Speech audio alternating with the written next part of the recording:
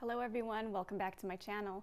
This is the 2022 Hyundai Santa Cruz, and today I'm going to show you how I install the e-trailer Curt Trailer Hitch as well as the Kia trailer wiring connection. I'll leave the part numbers in the description below.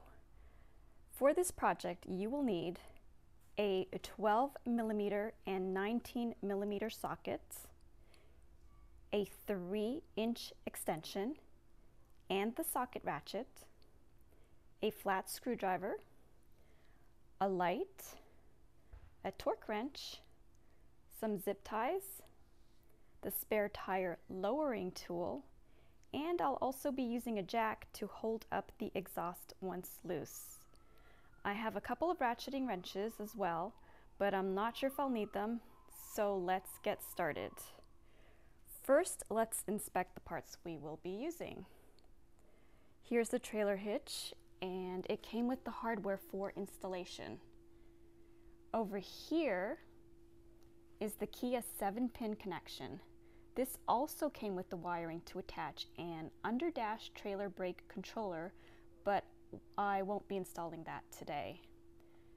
Now, let's check out the underside of the truck and see what we will be working with.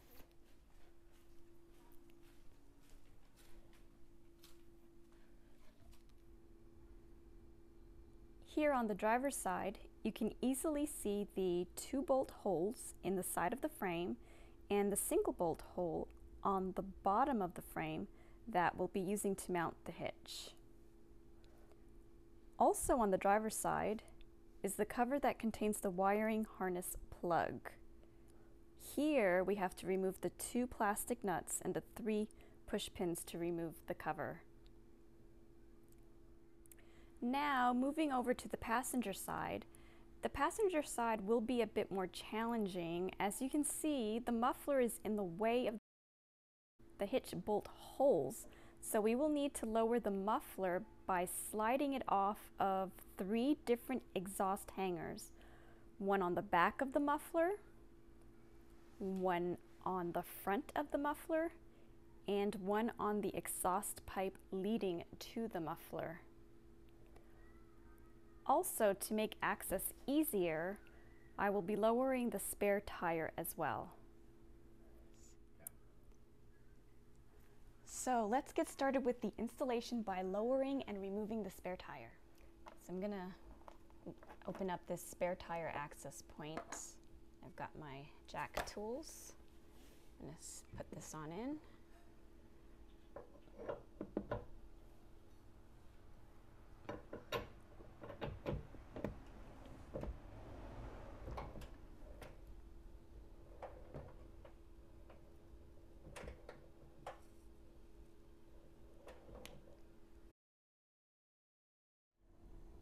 Now that I've got the spare tire out of the way, you can see how much room we have to work with.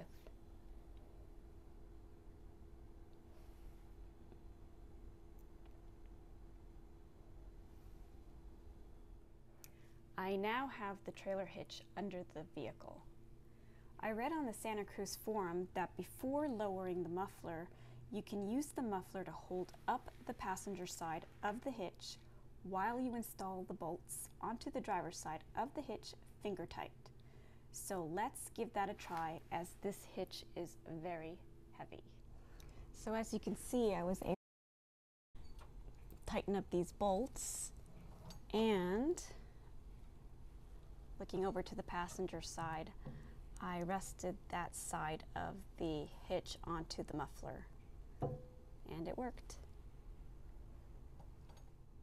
All right, so let's go ahead and lower the muffler.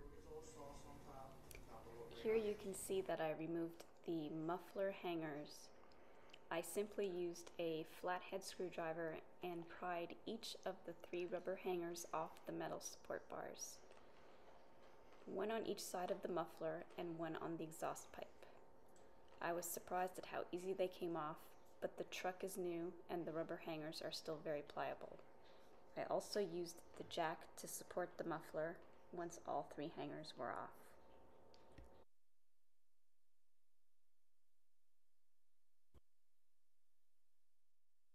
Now that the muffler is off the hangers and lowered, I have more space to reach my hands in and put the bolts around the muffler. Since I've already put the driver's side in place, it's much easier to lift the passenger side. Here you can see that I've put the bolts loosely in place with my hands.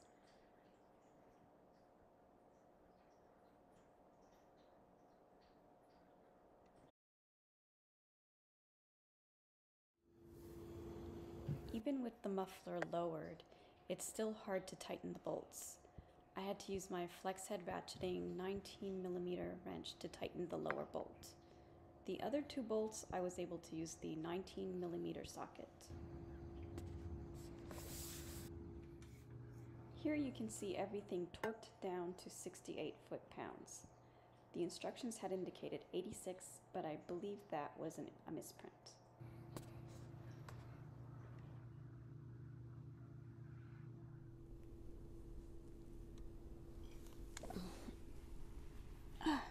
Now it was really tough torquing the nuts above the muffler, but the hitch is now in place, so now I'm going to reinstall the muffler on its hangers.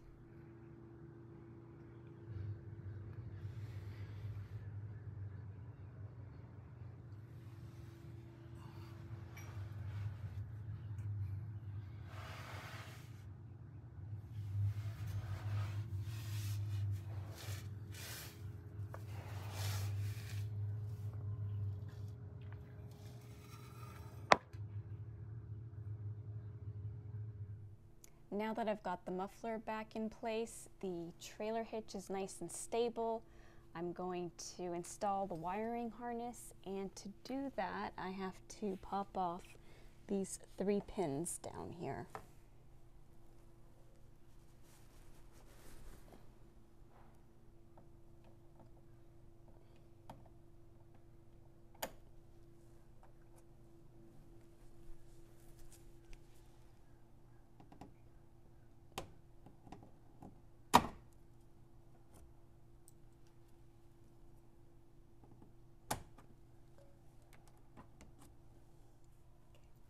Now that the pins are out, we can pull this back and we can see where it is supposed to connect to. I'm going to pull the cover off.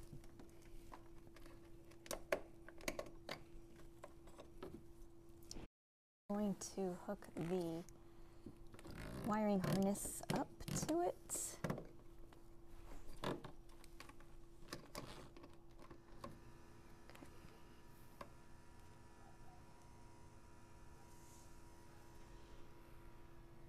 All right, so it's connected.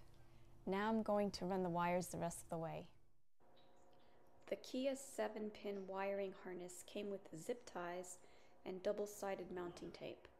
I decided to install the connector in the enclosed plastic case to help protect it from the elements.